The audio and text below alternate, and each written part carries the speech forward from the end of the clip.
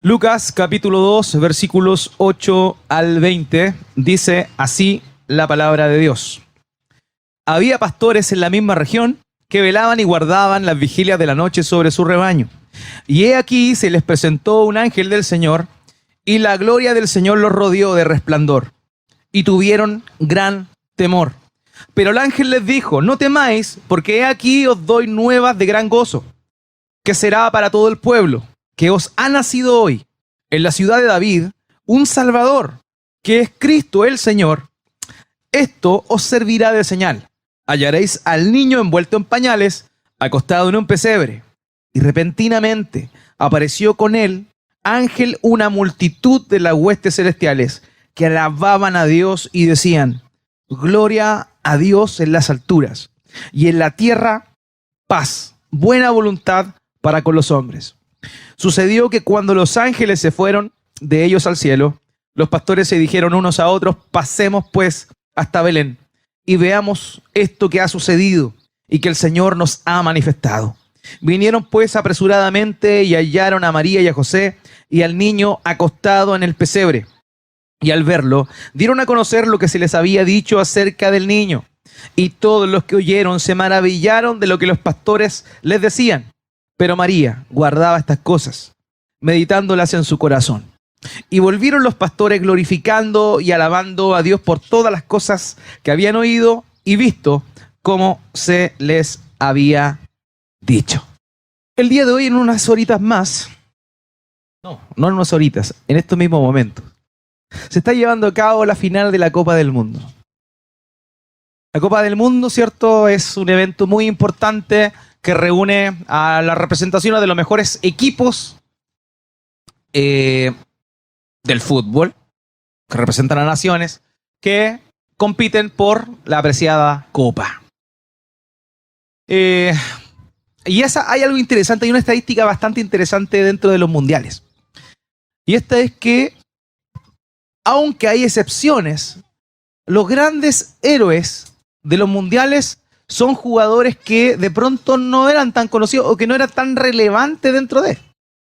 Hoy día, por ejemplo, sabemos que está Messi es muy famoso, todos lo conocen, todos quieren, bueno, algunos no, quieren que gane. Pero es como lógico, o se esperaba de alguna manera, que la final se diese de esa forma. Pero lo curioso de muchos mundiales es que han habido jugadores que eran importantes, pero no tanto, pero que se han lucido de una manera increíble. Alexis Sánchez solo ha metido 2 goles en mundiales. Lo mismo que Rodrigo Millar y Jan Bosellur, por ejemplo, para los futboleros. Dato futbolero. O sea, Alexis Sánchez metió los mismos goles que Bosellur y que Rodrigo Millar. O sea, se da cuenta, de pronto algo inesperado puede pasar en los mundiales.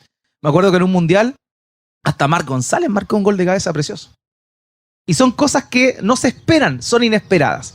Y en el Mundial de Brasil 2014, y perdone que me hable de fútbol hoy día, sucedió algo bien interesante. La final era entre Alemania, de Joaquín Low, versus Argentina de Messi.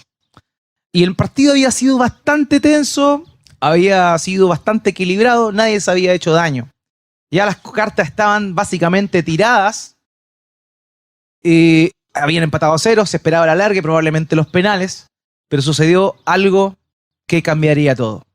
Al minuto 88, 2 minutos antes de que terminara el tiempo reglamentario, por Alemania entra Mario Götze. Era importante, sí, pero venía de la banca a darle un poquito más de alargue simplemente al tiempo oficial. Pero en el minuto 102, este inesperado Mario Götze mete el gol que le daría la victoria y la Copa del Mundo a Alemania. Muchas veces pasa eso. Algo inesperado sucede. Quien menos se piensa hace algo y que sorprende y llama la atención. Y saben una cosa, en este pasaje que acabamos de leer, esa es precisamente la dinámica que se da. Pasa algo totalmente inesperado. Hombres totalmente inesperados reciben una hermosa y una gran responsabilidad de ser testigos del evento más glorioso que se ha dado en la historia del mundo. ¿Saben? Las noticias normalmente nos tratan de presentar, o los periódicos, los noticieros nos tratan de presentar la noticia más importante del día, aunque en los últimos años eso no se ha dado. O sea, uno lee las portadas de los periódicos y de pronto dejan mucho que desear las noticias que salen en portada. Hoy día, por ejemplo, las portadas de la última noticia decía: Farcas remata 130 muebles. ¿A quién le importa eso? ¿Qué importante es eso? Pero esas son las noticias que cubre la prensa. Pero hace más de 2000 años atrás, una gran noticia se estaba dando. Se estaba dando y no había ningún reportero y no había nadie importante que fuese testigo de eso que se estaba dando en ese momento. Pero Dios no podía dejar las cosas así. Dios no podía permitir que la noticia más grande que el mundo ha recibido, la encarnación del Hijo de Dios, pasase desapercibida.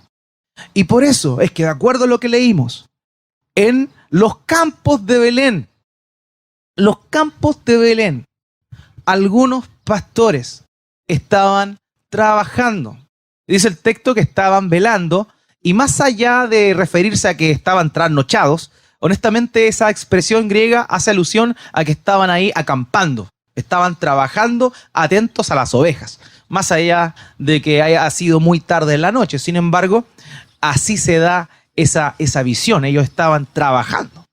Y es interesante esto porque muchas veces nosotros pensamos que las cosas o la obra de Dios o la palabra de Dios llega a nosotros cuando estamos en momentos de oración, cuando estamos en momentos de búsqueda del Señor. Estamos leyendo la palabra y esperamos de pronto que Dios nos hable algo, o nos muestre algo, o nos encontramos orando y es lo mismo. Pero ¿sabe? Aquí pasó algo totalmente fuera de lo común. Lo que sucedió aquí es que estos hombres se encontraban trabajando y vieron algo glorioso. ¿Sabe? Y eso es la primera enseñanza que nos deja este texto. ¿Sabe una cosa? El trabajo, y lo hablamos con los varones hace unas semanas atrás en la conferencia, el trabajo no es algo ajeno a lo espiritual. El trabajo es parte de nuestra vida. Y la espiritualidad no es algo que se vive simplemente de domingo en la mañana a domingo en la tarde, sino que la espiritualidad es algo que está de continuo en nosotros. Yo lo he dicho muchas veces, nosotros no podemos pretender ser cristianos de domingo o ser cristianos de actividad, sino que somos cristianos 24/7. Donde nos encontramos somos cristianos. En lo que hacemos somos cristianos. Si usted estudia, ahí. Si usted trabaja, ahí. Si usted es dueña de casa, ahí. Ahí usted es cristiano.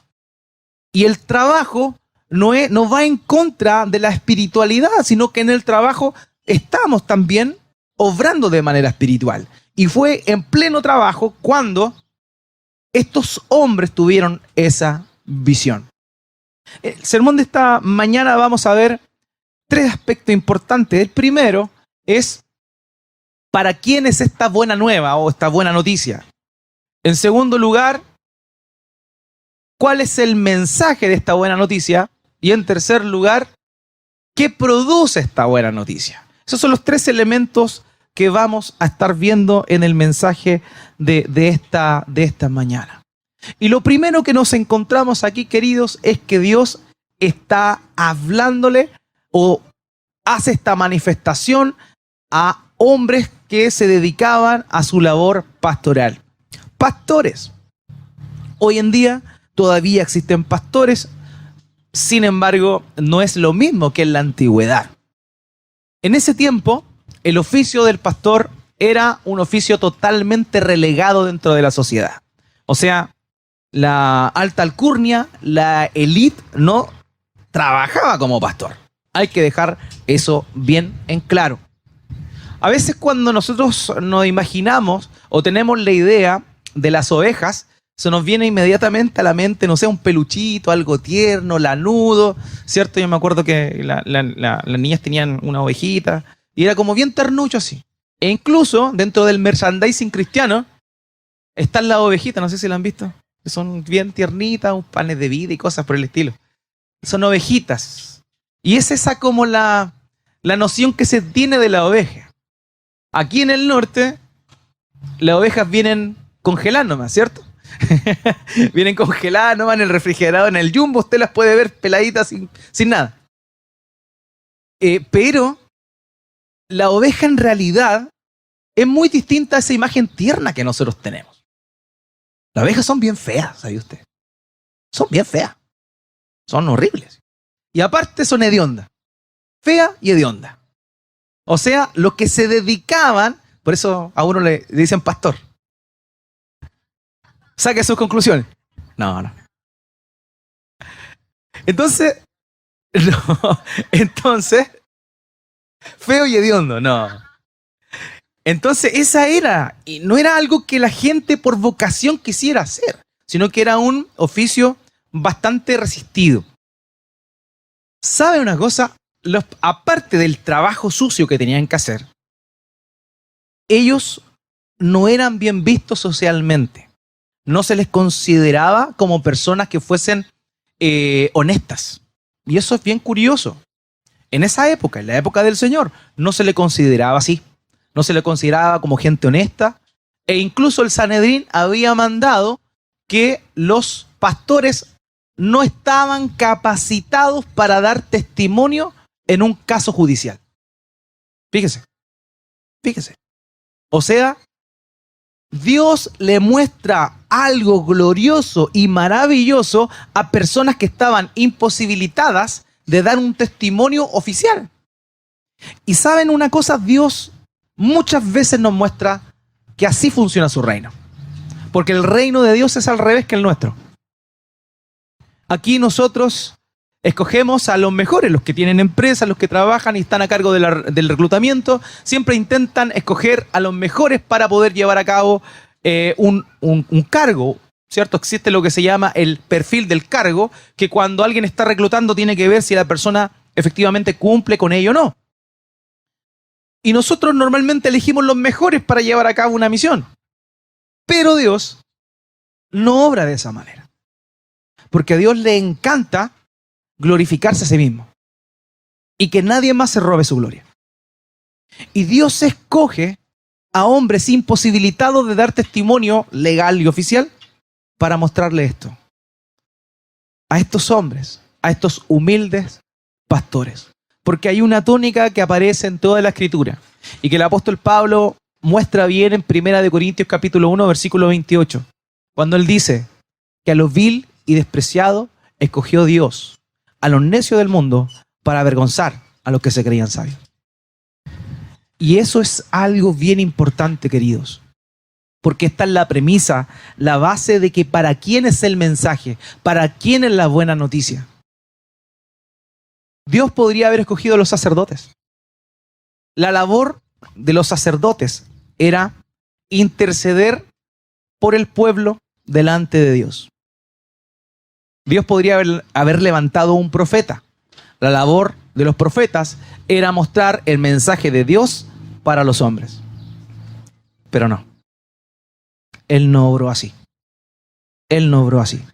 Él llamó a hombres despreciados como lo eran los pastores y les da esta tremenda noticia y esta tremenda visión que nosotros estábamos leyendo esta mañana. Hermanos queridos, el mensaje del Evangelio es para todo el mundo. Es para todo el mundo. Pero la gloria de Dios se manifiesta siempre en corazones humildes. En corazones humildes. En corazones necesitados. Lo vimos la semana pasada. El Señor no vino a llamar a justos, sino a pecadores al arrepentimiento. Y esa es la premisa clave del mensaje del Evangelio. Dice nuestro texto que mientras ellos estaban trabajando, en el versículo 9, se les presentó un ángel del Señor. Pero este ángel no venía solo. Dice aquí el texto que lo rodeó la gloria del Señor junto con un gran resplandor. La gloria del Señor junto con un gran resplandor. Y aquí es donde vemos el primer elemento. Dice nuestro texto en el versículo 9 que estos hombres tuvieron gran temor. gran temor. Este es el escenario. Hombres que estaban trabajando, cansados, estaban extenuados de su labor, y un ángel aparece, pero la gloria de Dios junto con él. Y cuando la gloria de Dios llega, el hombre no puede hacer otra cosa que tener temor. Le traduzco de mejor manera lo que dice acá: terror. Estos hombres estaban aterrorizados por lo que estaban viendo. Y eso sucede por una sola razón, y es porque el ser humano nace desconectado de Dios.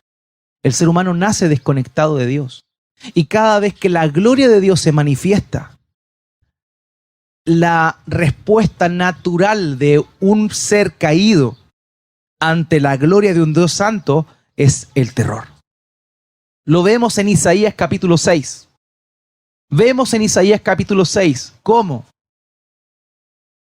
al tener y ver esta gran visión, el profeta no puede hacer otra cosa que decir: ay de mí, que soy un hombre muerto, porque he visto a Dios. Nadie que ve la gloria de Dios siendo un pecador, nadie que se enfrenta a la santidad de Dios, puede sentirse cómodo delante del Dios santo. Y eso es lo que le pasó a estos hombres humildes, pecadores que estaban ahí. Al ver esta manifestación tuvieron temor, porque esa es la respuesta natural de nuestro corazón como seres humanos frente a un Dios santo. Muchas personas, o la mayoría, aunque no crean en Dios, aunque piensen que después de esta vida no hay nada, le tienen terror y pavor a la muerte. Y usted podría preguntarse: ¿por qué la gente le teme a la muerte? ¿Por qué? Si se supone que según ellos no hay nada después. O sea, ¿le temen a la nada? Y ahí está el punto. No es que le teman a la nada, es que inconscientemente su alma sabe que luego de la muerte, y está establecido, el autor de Hebreo lo dice, que está establecido que luego de la muerte venga el juicio. Y todo ser humano inconscientemente sabe, y por eso se aferra a la vida, porque sabe que después tendrá que encontrarse con su Creador. Y cuando el pecador se encuentra con el Creador, hay una tensión terrible, porque nuestra pecaminosidad se enfrenta a esa santidad. Estos hombres tuvieron temor como una respuesta natural de ser pecadores, enfrentándose a la gloria de la santidad de nuestro Dios. El apóstol Juan, en su visión, en el libro de Apocalipsis sale descrito: cuando vio a un ángel que le hablaba, se tiró al suelo. Un ángel. Estos hombres tuvieron terror cuando vieron a ángeles, porque la gloria de Dios los acompañaba. Y esa es la respuesta natural, porque el hombre está desconectado con Dios. El ser humano está desconectado con Dios. Y ahí está el punto.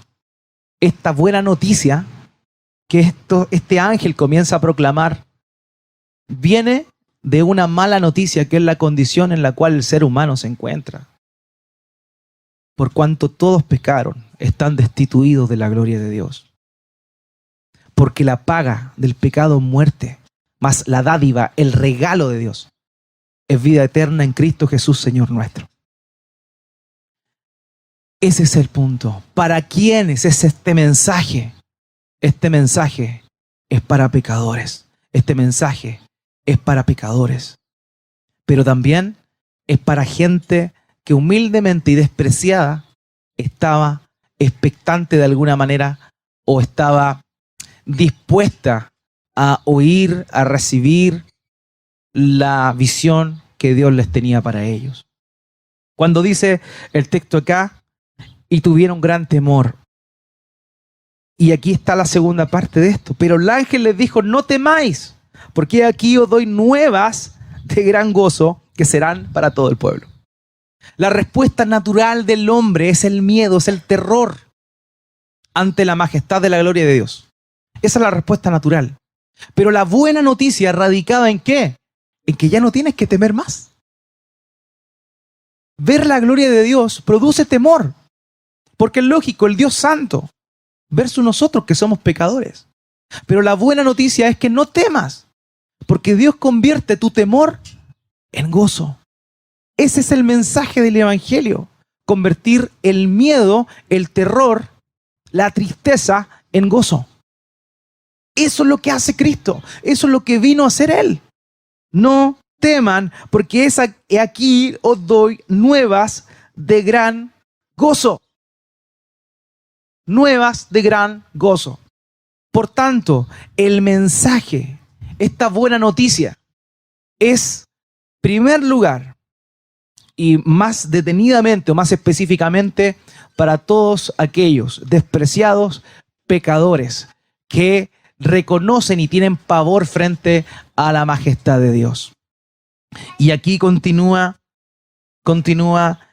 el ángel diciendo, porque os doy a ellos nuevas de gran gozo, que serán para todo el pueblo. Y esto nos habla, queridos, de la universalidad del mensaje de Cristo. Existe algo que se llama el llamamiento general. El llamamiento general es la invitación que Dios hace a todas las personas a que se arrepientan, a que reciban el regalo, de la gracia de Dios, entregado por medio de Cristo en la cruz del Calvario. Ese es el llamado general, es una invitación que se le hace a todas las personas. Todas las personas. Por eso esta mañana estamos acá nosotros recordando esta gran verdad, pero a la vez también los que pueden estar alrededor pueden escuchar esta gran verdad y están invitados a participar de esta gran verdad. Hay un llamamiento que es para todos. Eso se llama el llamamiento general. Y aquí dice, estas buenas nuevas para todo el pueblo, porque de alguna manera todo el mundo se ve beneficiado de lo que Cristo hizo. Pero hay un llamamiento que se conoce como el llamamiento eficaz. Y este llamamiento eficaz es solo para aquellos que responden ante el mensaje del Evangelio. La invitación es abierta para todo el mundo. El Señor Jesucristo dijo, vayan y prediquen el Evangelio a toda criatura, a toda creación. Toda la creación tiene que oír el mensaje maravilloso de la encarnación y del propósito de esa encarnación. Pero este mensaje se hace válido, este mensaje se hace vivo en solo las personas que reciben, que se humillan, que se reconocen como pecadores y que abrazan y reciben este regalo. Cuando a uno le dan un regalo, y es aquí donde la otra vez los compartía con ustedes, a veces tristemente la Navidad se ha convertido en el momento para dar premios. Hijo, si te sacas sobre un 6 de promedio general, a fin de año te voy a regalar la Play 5, el iPhone 14 Pro, lo que tú quieras. Entonces, los niños trabajan en pro de, en Navidad, recibir ese regalo, que no es un regalo, es un premio. Pero el verdadero regalo de la Navidad no es algo que nosotros podamos recibir por lo que hacemos, sino es algo que nosotros recibimos gratuitamente por lo contrario, por lo que no hacemos, por lo que no podemos hacer. No podemos hacer. Porque no hay nada que nosotros podamos hacer para contribuir en nuestra salvación. Es Dios quien nos otorga este regalo. De manera que, así como cuando a uno le dan un regalo, lo único que puede hacer es abrir la mano y recibirlo. De la misma manera, lo único que nosotros podemos hacer para recibir el regalo de la salvación es arrepentirnos y creer en Cristo. Solo eso. Y eso no es una obra. Arrepentirse no es una obra. Arrepentirse es reconocer nuestra condición de separación de Dios. Hermano, nunca olvide eso. Y a veces podría sonar majadero este mensaje tan repetitivo. El problema es que lo olvidamos tan rápidamente. El problema es que no lo asumimos y no agradecemos por lo que Dios nos ha dado. Y por otro lado, no podemos compartir a las personas que no conocen este evangelio, algo que nosotros no conocemos. ¿Cómo voy a predicar correctamente el evangelio a otra persona si ni yo lo conozco? Por eso estos momentos son tan importantes. Hermanos, la invitación es siempre a que las personas a las cuales tú le hablas puedan recibir el regalo, abrir sus manos para recibirlo. Y esas manos, de una manera alegórica, una representa el arrepentimiento y la otra representa la fe. No son obras, son reacciones frente a recibir ese maravilloso regalo. De manera que el mensaje es para los pecadores humildes, despreciados, que reconocen su pecaminosidad delante de la gloria de Dios y su santidad. Eso es lo primero. En segundo lugar, ¿cuál es el mensaje de esta buena noticia? El versículo 11 nos dice y nos responde esto: porque os ha nacido hoy en la ciudad de David un Salvador, que es Cristo el Señor.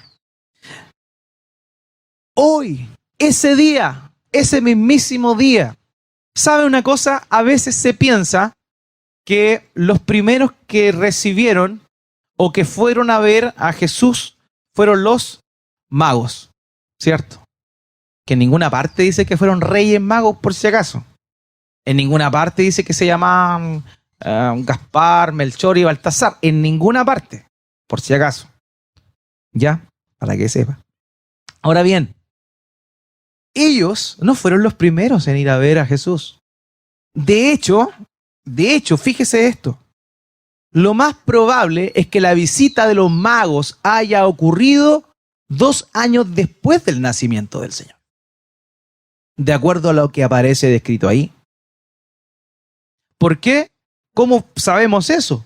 Porque Herodes mandó a matar a todos los niños de 2 años hacia abajo.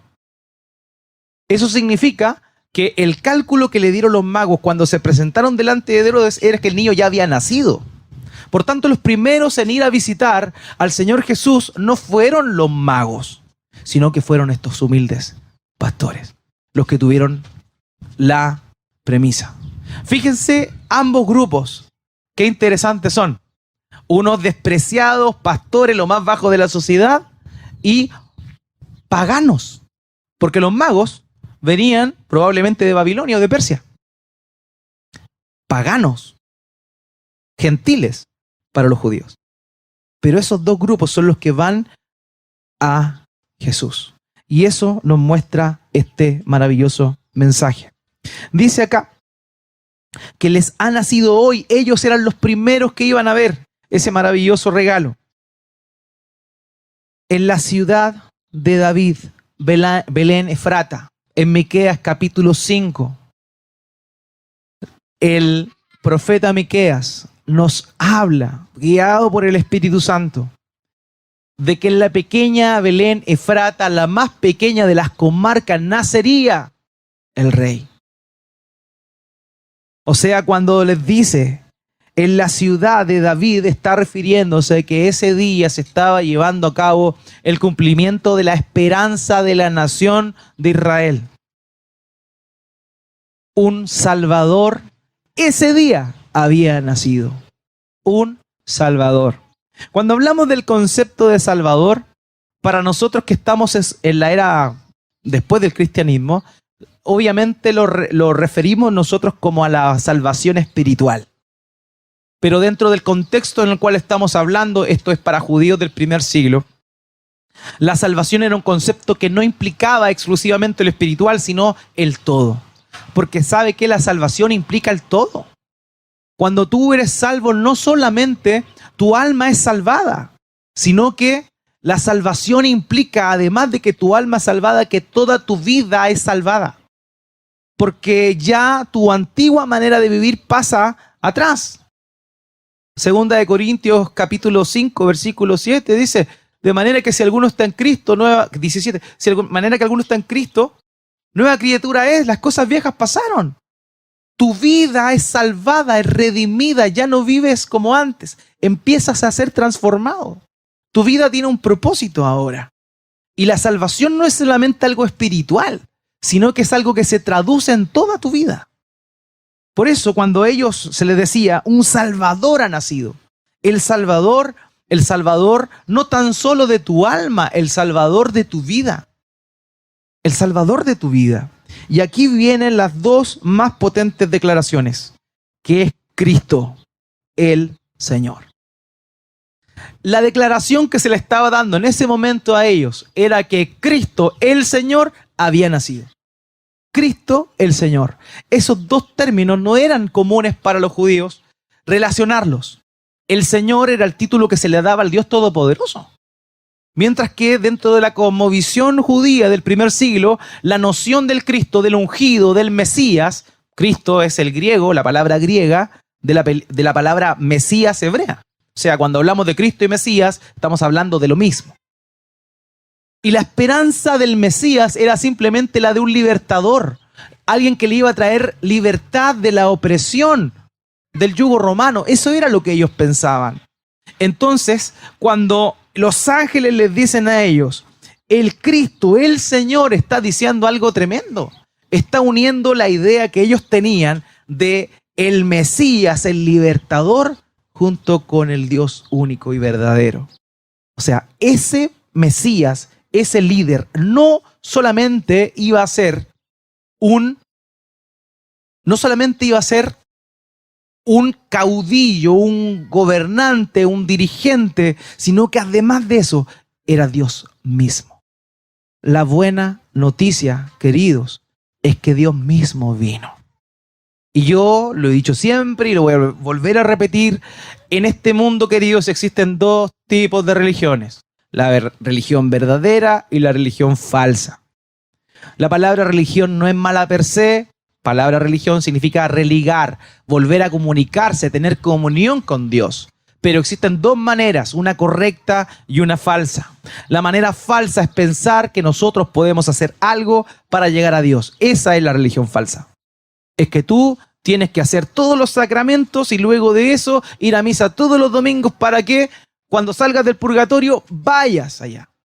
Esa es una religión falsa porque te muestra que tú tienes que hacer cosas para llegar a la salvación.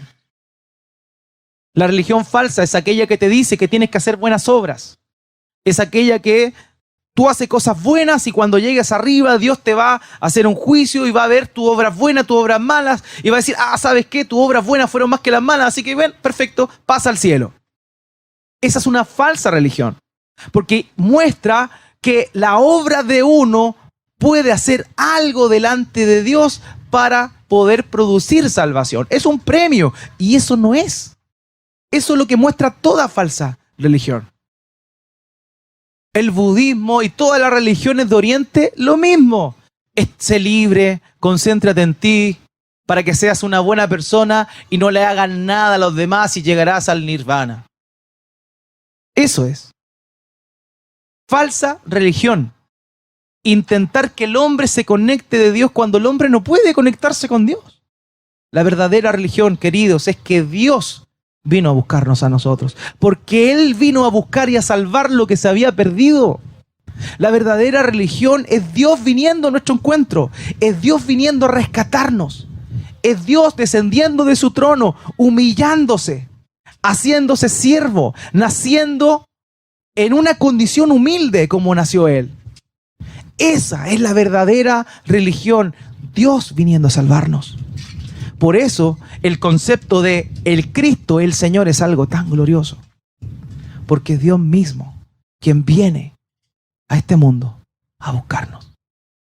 Ese es el mensaje, esa es la buena noticia. El Dios se ha hecho hombre, Dios se ha hecho hombre. Y acá le dice lo siguiente, esto servirá de señal. Hallaréis al niño envuelto en pañales, acostado en un pesebre. ¿Sabe una cosa? Probablemente muchos niños habían nacido en esa época. Probablemente. Se entiende, hay varias teorías, pero la más aceptada es que esto se da entre agosto y octubre, lo que estaba pasando en este momento por la fecha en la cual los pastores sacaban a pastar las ovejas en ese tiempo. Y en ese tiempo probablemente muchos bebés habían nacido, por tanto ir a Belén y preguntar, oye, ¿dónde nació un niño? Hubiesen habido muchas opciones. Pero la señal era tremenda. Verán a un niño envuelto en pañales. Todos los niños estaban envueltos en pañales. Pero aquí dice, acostado en un pesebre.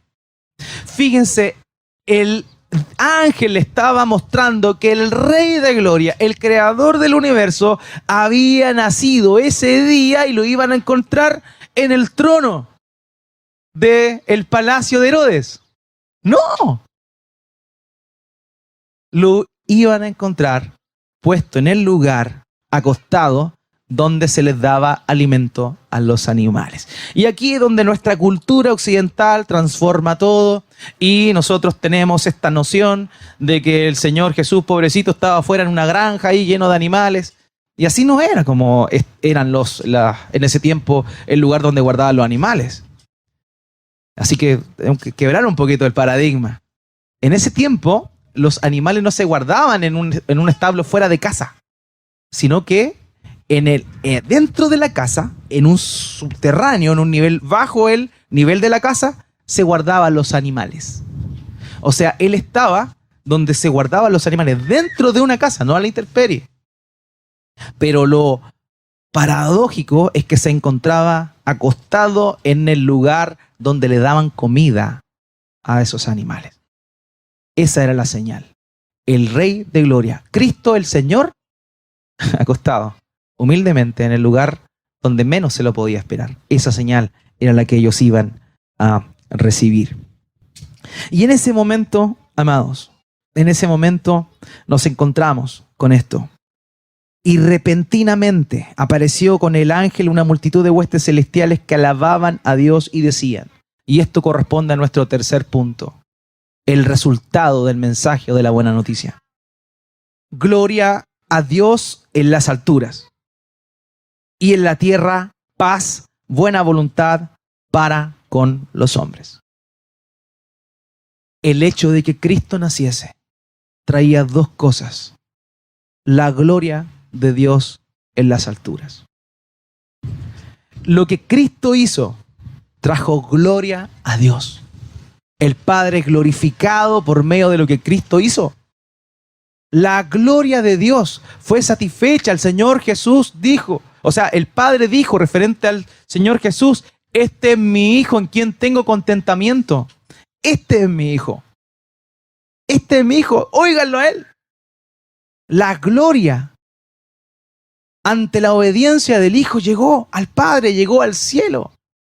Dios fue glorificado cuando el Verbo, el unigénito Hijo de Dios, se hizo hombre. Él fue glorificado ahí. Él fue glorificado. ¿Saben una cosa? Es cierto y es bueno y es correcto decir que Cristo vino a este mundo a salvarnos. Es correcto. Está bien. Pero es igual de correcto decir que el Señor Jesucristo vino para la gloria de Dios. Porque lo primero que Él quería satisfacer era la gloria de su Padre. Eso es. Y por buscar la gloria de su Padre es que Él también nos amó sin medida, entregándose por nosotros. Por tanto, la venida del Verbo trae gloria a Dios. Y aquí viene lo más tremendo y maravilloso. Y en la tierra, paz, buena voluntad para con los hombres. El cielo recibe gloria con la venida de Jesús. Y nuestra humanidad, la tierra, tiene la posibilidad de recibir paz. Paz. Y cuando hablamos de paz, en el contexto en el cual se está dando acá, es muy distinto a la paz que nosotros occidentalmente entendemos. La paz para nosotros es falta de conflicto, ¿cierto? Cuando decimos hay paz, es que no hay conflicto. Cuando decimos, oh, esta semana hubo paz en la casa, es porque la señora no se enojó. Se ríen los hermanos, son pecadores. Es por eso, porque no hubo conflicto, porque la falta de conflicto es sinónimo de paz. Pero desde el concepto judío, la paz es plenitud. La paz es plenitud. La paz es rebosar de todo bien. Eso es paz. Es recibir todas las bendiciones. Eso es paz. Por eso, hasta los judíos hasta el día de hoy se saludan así. Shalom. Shalom es paz. En hebreo. Y significa eso. Que todas las bendiciones sean para ti. Que recibas toda la plenitud que puedes llegar a tener. Y ese es el concepto del cual estamos hablando aquí. Y en la tierra, paz. Hermanos, cuando Cristo vino, nosotros como seres humanos hemos tenido la posibilidad y la potencialidad de recibir la paz de Dios. Todas las bendiciones de parte de Dios a través de que el Verbo se haya hecho carne.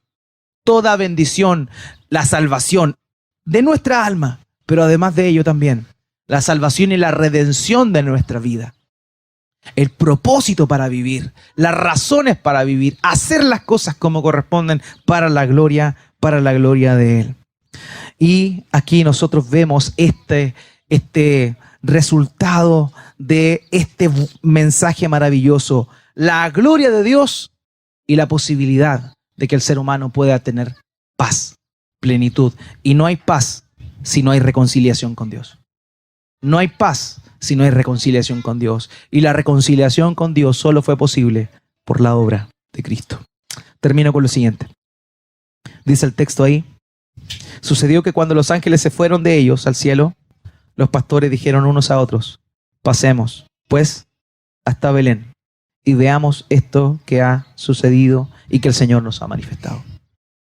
Estos humildes pastores que se habían enfrentado a su pecaminosidad, que habían visto este tremendo escenario, no dudaron. De hecho, la expresión griega manifiesta solicitud. Ellos rápidamente fueron, vamos al tiro, dejaron todo tirado la oveja, a nadie le importaba en ese momento la oveja, y fueron allá y comprobaron con sus propios ojos lo que Dios les había revelado por medio del ángel. Querido, tú y yo quizás no somos lo mejor. Tú y yo no somos superiores a estos pastores. Pero Dios nos ha mostrado algo. Dios nos ha mostrado a ese Dios hecho carne, que vino a traer gloria a Dios y paz para con nosotros. Por tanto, acudamos ahí. Acudamos donde nuestro Señor. No dudemos, seamos solícitos en ir donde Él. Vayamos donde nuestro Señor. Comprobemos su misericordia, comprobemos sus bondades. Y dice el texto aquí que al verlo, llegaron allá y vieron todo cual como estaba. Y al verlo dieron a conocer lo que les había dicho acerca del niño, y todos los que oyeron se maravillaron de lo que los pastores le decían. Estos despreciados, estos inesperados reporteros llegaron ahí para poder proclamar esta buena noticia. Querido, que este tiempo de Navidad sea una buena excusa para que seas un buen mensajero. Tal vez sientes que no tienes las capacidades para poder hablar de que el Verbo se hizo hombre, de que Dios vino a este mundo y que vino a traer paz a este mundo. Tal vez no te sientas con todos los galardones, con todos los argumentos, con toda la labia, la elocuencia para poder transmitir un mensaje tan maravilloso como este. Pero no se necesita eso. Se necesita simplemente tener un corazón como el de estos pastores. Un corazón humilde, un corazón que reconoce y le produce terror la santidad de Dios, pero que es obediente ante el mandato de aquel que les dijo: vayan, vean y hablen. Hermano querido, hermana,